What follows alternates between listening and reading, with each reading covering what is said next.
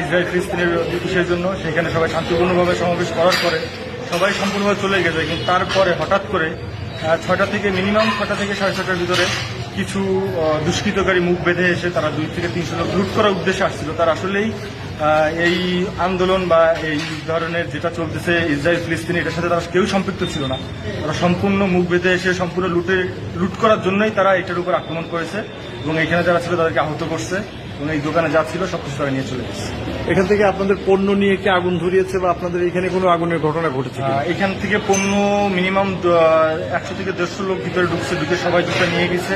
Plus হচ্ছে আপনার আমার সামনে কিছু জুতা পরা ছিল, সেগুলো তারা আগুন দিয়ে গেছে। আর বাকি যারা ছিল লুট করে নিয়ে চলে গেছে। আপনার নামটা এবং ডেজিগনেশনটা একটু বলবেন? আমার নাম হচ্ছে মোহাম্মদ তাহিদুল ইসলাম সুমন, আমি ব্রাঞ্চ ম্যানেজার কিংবা টাইগার গার্ডেন বা সুমন।